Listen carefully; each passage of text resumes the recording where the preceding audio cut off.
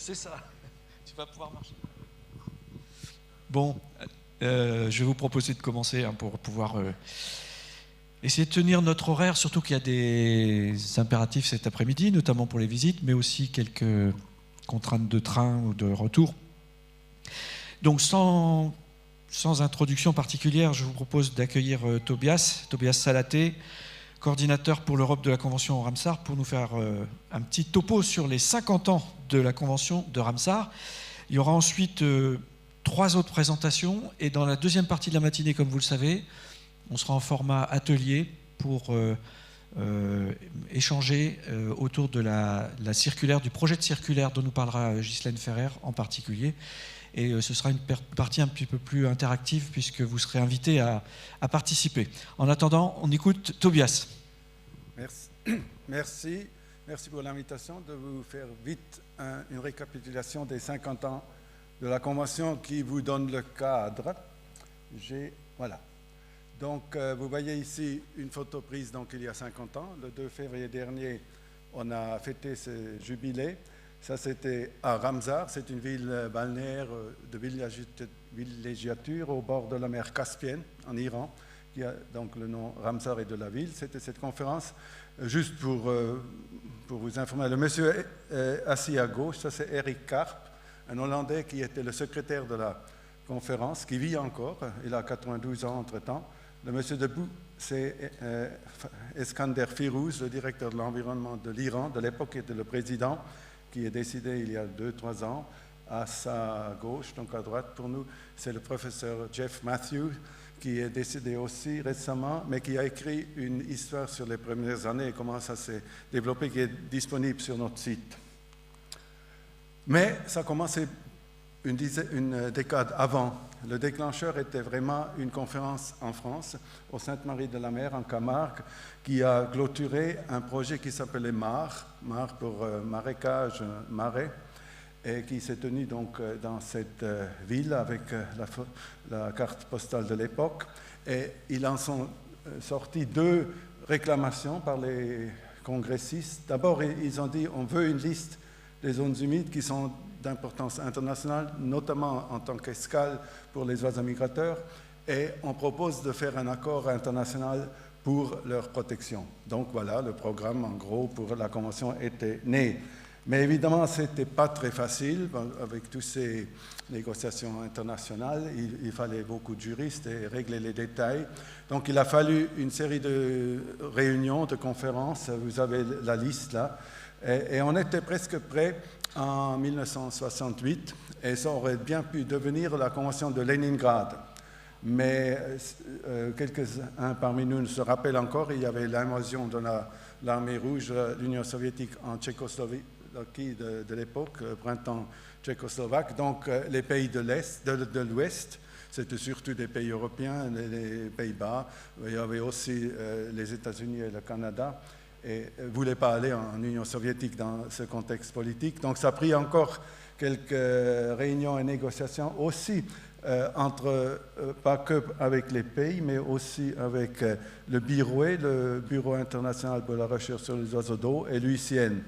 Mais on était fin prêt finalement en 1971 pour signer dans cet hôtel-là au bord de la mer Caspienne. Et on était, à l'époque, il y avait 18 pays, y inclut la France, qui se sont mis d'accord sur le texte et l'ont signé.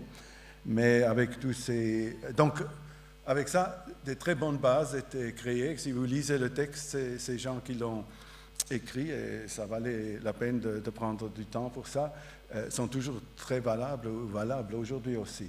Et on reconnaît dans l'interdépendance entre nous, humains, et les zones humides, on reconnaît pour la première fois, internationalement au moins, que ces zones nous procurent des ressources économiques, culturelles, scientifiques et récréatives, déjà dans les années 1960.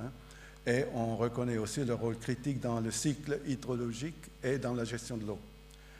Les obligations sont résumées ici, vous les connaissez, désigner des sites Ramsar, l'utilisation durable, rationnelle de toutes les zones, sur le territoire national autant que possible, consulter internationalement avec les voisins, comme on a discuté avant-hier, et aussi former du personnel compétent. On a une très bonne preuve de ceci ici parmi tous vous réunis dans la salle. Mais il fallait encore une autre époque pour devenir vraiment opérationnel. Normalement, quand on signe ces contrats internationaux, c'est très beau, c'est très joli sur papier, mais on oublie un peu de réfléchir comment on va opérationnaliser ceci maintenant. Cette étape, il fallait aussi la faire, elle a pris encore une bonne dizaine d'années. Donc, récapitulant brièvement, 1961, signature par 18 pays. Il fallait, ça c'était pas suffisant, le dépositaire pour Ramsar c'est l'UNESCO, donc chaque pays qui avait ratifié par son Parlement ou par son gouvernement la signature sur place devait déposer ses papiers d'accession auprès de l'UNESCO. Il fallait 7 ratifications pour que ça entre en force. Donc la première était 3 années plus tard l'Australie et la 7e était la Grèce. Donc en 1975, le contrat est entré en force. On s'est réunis une première fois, les pays qui ont signé à Cagliari en Sardaigne. Après, on s'est rappelé, mais on n'a pas pensé à faire une COP. COP, maintenant, presque tout le monde sait ce que ça veut dire, donc une réunion formelle où tous les parties signataires se réunissent et peuvent prendre des décisions. Donc, à l'époque, c'était la France qui a invité pour une réunion extraordinaire pour faire ce qu'on appelle maintenant le protocole de Paris, qui règle, d'abord il donne une opportunité de changer le texte, de rajouter des choses utiles dans le texte, sinon il était figé pour l'éternité, et qui parle aussi, on devrait peut-être avoir un secrétaire qui nous aide à la mise en œuvre. La France, juste pour l'histoire, elle ne l'avait pas encore ratifié à la Convention, mais le protocole de Paris est écrit de manière en disant que celui qui signe le protocole de Paris devient automatiquement partie contractante du contrat même. C'est ce qui s'est passé pour la France. Il y avait encore une obligation de désigner au moins un site Ramsar. C'était fait un peu plus tard que la réunion de Paris a eu lieu en octobre 1982 et le 1er décembre, l'UNESCO a reçu donc la lettre de la France. On désigne la Camargue, la Grande Camargue comme premier site. Donc voilà, donc, la France est entrée dans la Convention par le protocole.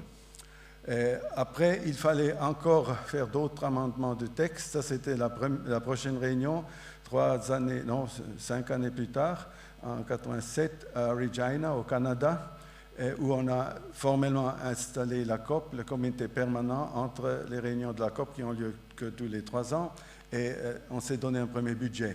À partir de ce moment-là, on commençait à numéroter les COP. Les premiers 3 réunions, Cagliari, Paris et Canada, n'étaient pas vraiment calculées, mais à partir de la 4e COP, COP 4, à Montreux, au bord du Léman, on commençait à numéroter. Vous le savez peut-être, la semaine prochaine devrait avoir lieu la 14e à Wuhan, en Chine, mais on fait encore une extraordinaire COP en ligne pour formellement décidé qu'on va la reporter pour une année pour fin novembre 2022.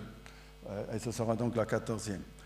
Et donc, avec tout, il faut toujours un délai pour que ces amendements entrent en force. Il faut 2/3, souvent des parties contractantes qui les ratifient ou acceptent. Donc, tout ça est entré en force, juridiquement parlant, uniquement en 1994. Et depuis 1994, on a le traité comme il existe aujourd'hui. Voilà.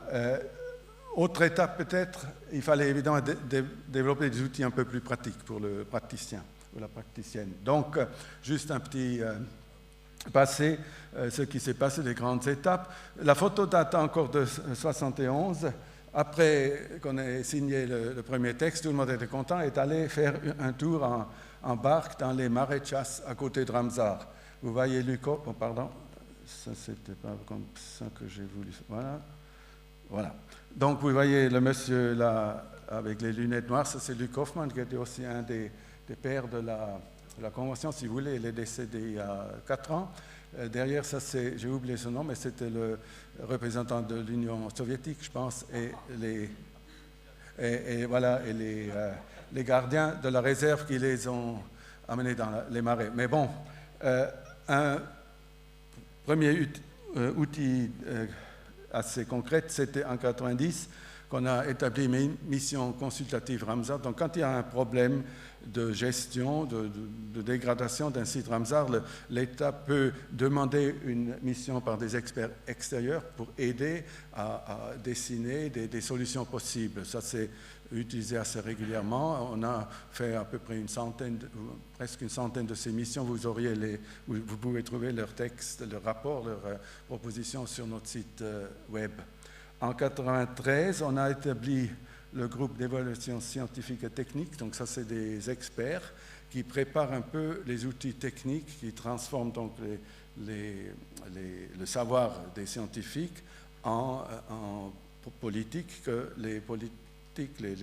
les délégations de Ramsar puissent ensuite adopter en tant que résolution avec leurs annexes techniques, leurs directives, leurs méthodes que le praticien peut utiliser sur le terrain. Depuis 1997, on célèbre la Journée mondiale des zones humides. Vous le savez bien en France parce que c'est un champion là-dedans. Et aussi, la même année, était adopté un premier plan stratégique qui, en ce moment, on est dans le 4e plan, 2016 à 2024. On prépare le prochain. Et il y a un groupe de travail qui fait à peu près, en ce moment, une analyse de ce qui a bien marché avec l'actuel et ce qu'on pourrait peut-être changer pour le prochain. Notamment, il y a la question des genres, donc parler beaucoup plus de femmes. Vous avez peut-être remarqué, là, en 1971, il n'y avait que des hommes. Heureusement, ça a changé depuis. La preuve est dans la salle, mais à l'époque, c'était vraiment que des hommes. En 1999, on a introduit les initiatives régionales, où quelques pays qui sont dans la même région travaillent davantage ensemble. La France est concernée par celle pour la Méditerranée, qui, elle, existait depuis un peu avant et a rejoint sous l'hôte de la Convention depuis 1999.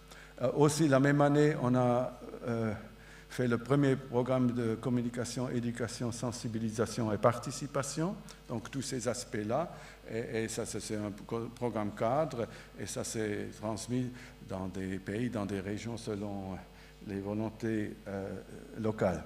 Et depuis le dernier instrument comme ça, en 2015, l'accréditation de villes des zones humides, si je ne me trompe pas, il y en a 4 actuellement en France, il y en a d'autres qui sont nominés pour le prochain tour qui aura lieu à la prochaine COP. Ça, c'est une accréditation qui est donnée pour 6 ans, donc il faut quand même montrer que ça c'est suivi aussi par une vraie volonté, une coopération entre les différentes instances pour faire quelque chose de bien avec ces zones humides. Donc ça sera évidemment renouvelable, mais c'est basé sur une durée. Peut-être plus intéressant pour les gestionnaires aussi, on a toute une gamme de directives ou d'aides, d'outils qui sont disponibles essentiellement sur notre site. Juste quelques mots-clés. En 2008, on a commencé à réviser, à ajuster les activités de gestion, de quoi on parle, parler aussi des données qui sont nécessaires pour savoir si on gère bien ou pas. 2010, on focalisait beaucoup sur la gestion intersectorielle, donc les différentes parties prenantes qui doivent faire partie de cette activité de gestion et de planification de la gestion, la participation donc des acteurs locaux. Et on a un outil, l'efficacité, mesurer l'efficacité, qui est adopté, un autre plus récemment, comment évaluer rapidement les services écosystémiques pour bien saisir les valeurs d'un site. Je fais un peu plus vite parce que je vois qu'il se déplace. Un autre mot-clé, c'est les synergies et la coopération entre les différents traités internationaux dans l'environnement. Comme vous vous rappelez peut-être, Ramsar a des partenaires internationaux exclusifs qui sont WWF, UICN, BirdLife, Wetlands, ça c'est le BIROE, ancien BIROE. On a un programme de travail conjoint à la Convention sur la diversité biologique, donc on attend maintenant le nouveau cadre pour la biodiversité mondiale. on a un groupe de liaison où ces différentes conventions font partie et se réunissent régulièrement. On peut bien financer des projets de zones humides dans des pays en voie de développement par le Fonds de l'environnement mondial, le Fonds vert pour l'environnement également. Et on travaille avec le secteur privé, on l'encourage, notamment au niveau du secrétaire, on a un partenariat depuis longtemps avec l'entreprise Danone. Et on veut aussi avoir une visibilité accrue entre les différents accords multilatéraux sur l'environnement, notamment dans 2-3 semaines à Glasgow, on va parler de ça avec les autres conventions sur la désertification, sur le climat, sur la biodiversité, en focalisant sur les tourbières, par exemple. Maintenant, vous avez vu que la couleur du texte a changé parce que pour l'instant, j'ai un peu parlé pour ce qui concerne surtout les délégations des ministères et tout ça. En rouge, ça veut dire que ça peut concerner tout le monde. Donc, devenir davantage visible, le programme, donc le CESP, peut donner un cadre. Les initiatives régionales peuvent aussi être utiles pour faire ça. La journée mondiale, je l'ai mentionné, elle était reconnue en août dernier par l'Assemblée des Nations Unies à New York comme une journée officielle qui figure maintenant aussi dans le calendrier des Nations Unies. Donc on va y rapporter aussi vers l'Assemblée générale des Nations Unies. Donc c'était quand même une réussite de visibilité. Les villes Ramsar, je les ai mentionnées. Les perspectives mondiales, on les a publiées une première fois en 2018. Une autre édition anniversaire va sortir avant la fin de cette année, qui va focaliser surtout sur les changements qui sont intervenus les 3 dernières années et faire passer un peu la vue, l'extérieur du IPCC, le Conseil du climat, et le IPBES, celui de la biodiversité. Une illustration là, les veillées Ramsar pour tout le monde dans le Rhin supérieur. Donc tout le monde est invité à y participer. Et maintenant, dernière question, parce que je vous ai dit que les premiers sont en grande partie déjà morts. Moi, je fais déjà partie des anciens. Il y a des gens beaucoup plus jeunes dans la salle, donc on a forcément des changements de génération. C'est dans vos mains maintenant. Je suis désolé pour tout ça qu'on laisse pour vous, tous les problèmes, mais, parce que ça va vous concerner, mais les défis majeurs il y a toujours des défis majeurs devant nous. Faire valoir économiquement avec des chiffres, ces solutions fondées sur les zones humides, toujours la biodiversité qui s'érode, réduire les risques de catastrophes, d'inondations côtières ou autres, des sécheresses, gérer durablement les ressources en eau, réduire les émissions à effet de gaz, à effet de serre, donc en rehumidifiant les tourbières qui étaient drainées par exemple, et tout ce qui concerne notre bien-être, culture et économie. Ça, la photo là, c'est un groupe de jeunes. Ça, c'est une ancienne collègue, Elise Aleli, mais qui est globale maintenant, qui s'active beaucoup pour les zones humides. Ils étaient aussi à la dernière COP à Dubaï. Le monsieur là, c'est un volontaire au Rhin supérieur qui informe tous les promeneurs qui se promènent le long du Rhin. C'était tout à fait son initiative, mais il a raconté ce qu'il faisait lors d'une veillée là au Rhin. Et voilà, donc on est au point tournant peut-être pour reconstruire notre monde en mieux. Je pense que ça c'était le dernier. Avec toutes ces propositions, je vous laisse. Je me réjouis pour le futur. Merci beaucoup, Tobias. Je ne sais pas qui d'entre nous connaissait ce niveau de détail de l'histoire de la Convention. Juste une question, Tobias, pour ceux qui ne le sauraient pas. Vous êtes impliqué depuis quand dans la Convention ? Oh si je peux depuis le tour de 99. Et je pars à la retraite l'année prochaine. Donc. Après, j'aurai plus de temps pour les zones humides. Ok, merci en tout cas. Merci pour cette présentation et cette belle histoire qui était... c'était une belle occasion que cet anniversaire de se remettre tout ça en mémoire. J'invite maintenant Pierre Durlet du Parc naturel régional du Haut-Jura à venir rejoindre le pupitre ou la scène où il s'installera où il le souhaite pour nous parler du site Ramsar Tourbières et Lacs de la montagne jurassienne. Et j'en profite pour saluer à distance Geneviève Magnon qui ne pouvait pas être avec nous aujourd'hui, je l'avais déjà signalé avant-hier, mais il semblerait qu'elle soit avec nous en visio ce matin. Donc on la salue bien fort, on lui envoie toutes nos amitiés. Pierre, merci donc de bien vouloir faire cette présentation en solo, toujours dans le temps imparti de 15 minutes par intervenant. Merci d'avance. Donc, bonjour à tous. Comme l'a dit Jean-Charles, Geneviève n'a pas pu venir, donc je présenterai les deux voix de consorts, mais Geneviève nous regarde a priori en visioconférence. Donc c'est un dossier qu'on a porté les deux, j'essaierai de ne pas déformer ses propos. Donc ce que je viens vous présenter, ce n'est pas un nouveau site, c'est une extension de site, c'est l'extension du site du bassin du Drugeon et qui a été rendue effective le 2 février de cette année, donc 2 février 2021. Et l'objectif, comme vous le verrez, c'était d'avoir une meilleure représentation des tourbières et enfin des lacs de la montagne jurassienne. Et quand je dis des lacs, je parle bien des lacs naturels et non pas des lacs artificiels. Donc un peu d'histoire, le bassin du Drugeon, pour ceux qui ne le connaissent pas, il y en a peut-être encore certains, c'est entre Frasnes au sud et Pontarlier au nord, donc vers la frontière suisse, dans le Haut-Doubs. Et c'est un site qui a été désigné le 2 février 2003 pour la Convention Ramsar, suite notamment au très gros projet de reméandrement, de réhabilitation, de restauration du fonctionnement de cette rivière, le Drugeon, qui est une rivière qui fait 40 km et qui a été reméandrée entre 1995 et 2003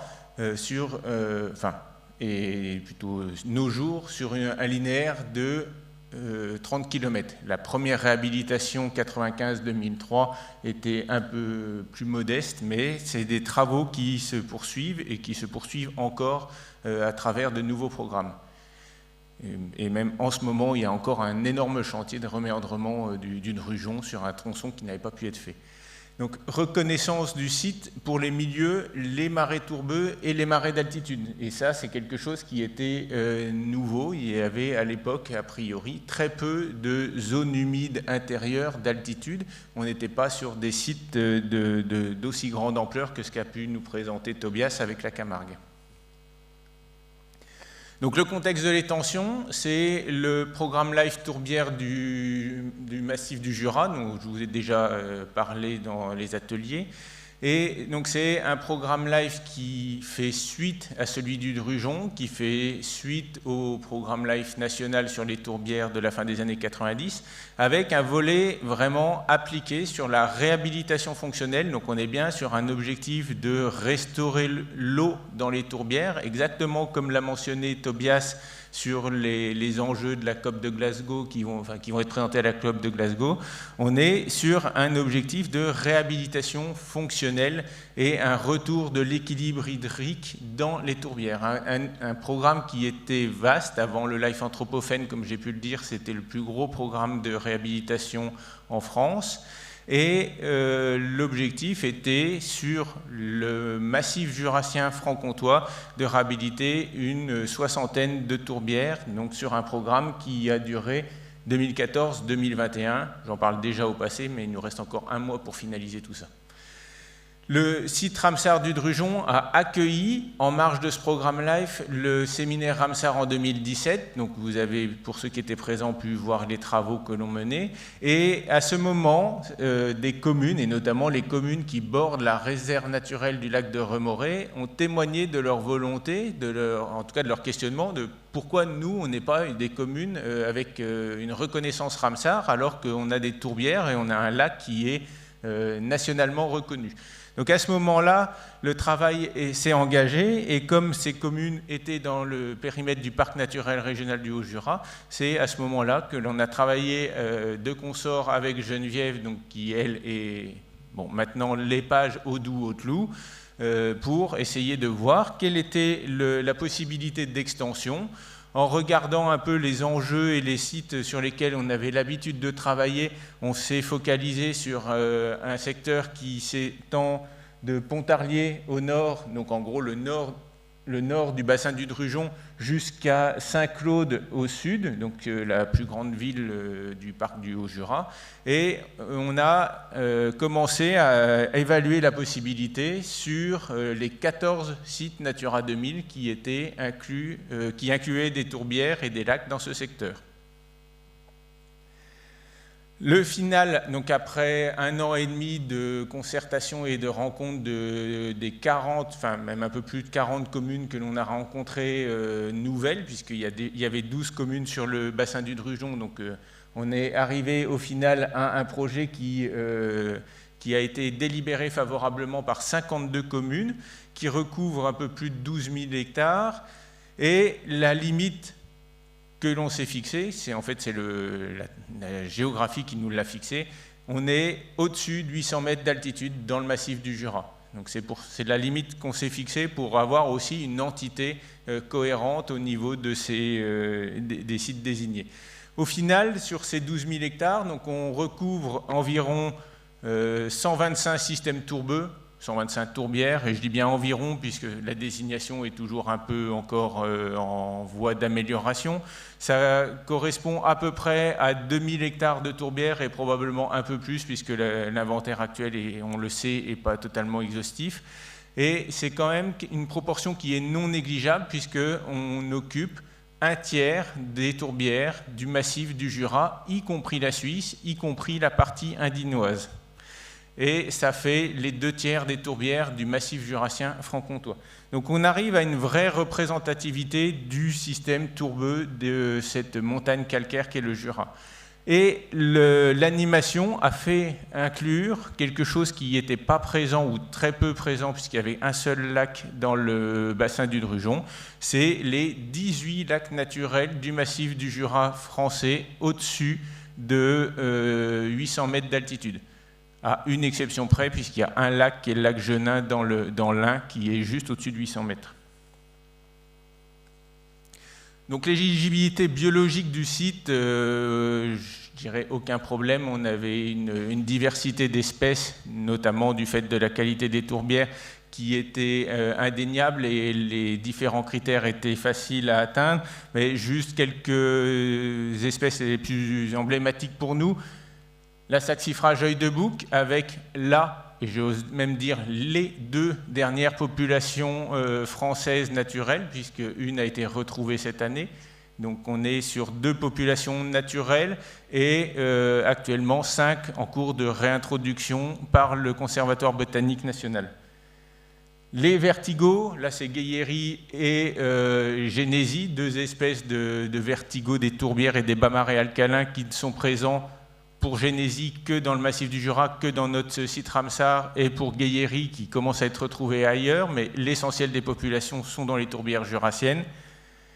La bécassine des marais qui n'est peu présente en migration, mais où on a les plus grosses populations de reproduction, ou en tout cas de chanteurs. Alors plus grosse population, c'est 50 chanteurs maintenant, donc au niveau français, quand on connaît les populations qu'il y avait il y a encore 30 ans, on voit bien qu'on est dans un déclin très très marqué. L'azuré des palus, Phengaris nausitus, donc quasiment les seules populations françaises sur ces tourbières. L'écrevisse à pattes blanches, déjà plus anecdotique et plus représentée, mais quand même un certain nombre de sites sur notre site. Et la dernière espèce, l'aigle pomarin, c'est le seul couple reproducteur en France et qui est reproducteur depuis 2004. Donc les apports de l'extension également, en plus de cette diversité biologique, c'est qu'on a une meilleure représentation aussi des différents zonages qui recouvrent le périmètre, et notamment on a donc un certain nombre d'arrêtés de protection de biotopes, certains spécifiques sur les tourbières, et tous les arrêtés de protection de biotopes pour préserver les cours d'eau à écrevisses, donc c'est pour ça qu'il y a 15 sites. Une réserve biologique intégrale qui surplombe le lac de Remoré, donc on n'est pas sur de la zone humide directe, mais sur un bassin versant et avec des enjeux de connectivité. La réserve de Remoré dont j'ai parlé plusieurs fois, et 3 réserves naturelles régionales, 2 en cours dans le bassin du Drugeon et une qui est en cours de classement, en cours d'instruction actuellement, sur le territoire du parc, sur la commune de Nanché. Bon, je ne vais pas vous lister toutes les nouvelles espèces qui ont été touchées grâce à l'extension. L'autre extension, c'était d'essayer d'avoir une meilleure cohérence de la représentativité des tourbières sur le massif du Jura, puisque le bassin du Drugeon recouvre le plus gros ensemble, et ça c'est une entité cohérente unique, mais le massif du Jura, du fait de sa structure géologique, les tourbières sont extrêmement disséminées, on est sur un massif calcaire, et là, du coup, on a cette meilleure représentativité de ce pas japonais de tourbières dans le massif, avec, du coup, les différents types de tourbières que l'on pouvait rencontrer. Et on a également quelque chose qui est un peu plus intéressant aussi par rapport à l'approche Ramsar de l'homme en lien avec les zones humides, c'est que l'essentiel des sites aménagés de découverte des tourbières sont maintenant intégrés aux côtés de la tourbière de Frasnes. Donc les usages, on a longuement parlé déjà, c'est le côté récréatif de ces zones d'altitude, de ces lacs, face au changement climatique. On a vécu, comme ici également, le déconfinement de plein fouet. Donc ça, c'est des enjeux qu'il va falloir apprendre à gérer. C'est comment on accueille décemment les gens qui veulent venir se ressourcer dans le Jura, tout en essayant de préserver ces milieux sensibles. On est sur un site, et ça a été bien relevé lors de la visite de l'expert du CNPN, qui est un site frontière avec des enjeux démographiques importants liés au travail frontalier, ce qui inclut également une pression foncière très importante. Pression foncière sur des zones qui ont des ressources, notamment en alimentation en eau potable, limitées, et qui actuellement génèrent des réflexions sur comment vivre dans le Haut-Jura et le Haut-Doubs à la frontière dans ce contexte. Une activité agricole qui se poursuit, on en a déjà parlé aussi à diverses reprises, c'est les mutations qui sont liées aux PAC successives. Et alors vous en avez profité hier lors de l'apéro des terroirs. On a 4 AOP fromagères, mais du coup, qui dit 4 AOP fromagères, dont la plus grosse de France, le Comté, il faut produire du lait, et avec l'intention agricole, on a des éléments qui sont non négligeables, et notamment du fait des sécheresses, une activité agricole qui rentre dans les tourbières, quelque chose de nouveau, enfin en tout cas un retour par rapport à ce qui s'est fait, avec des intérêts pour le pâturage des bas marais alcalins, mais dans des bonnes conditions, ce qui est un peu plus difficile à mener actuellement dans le cadre des mutations agricoles.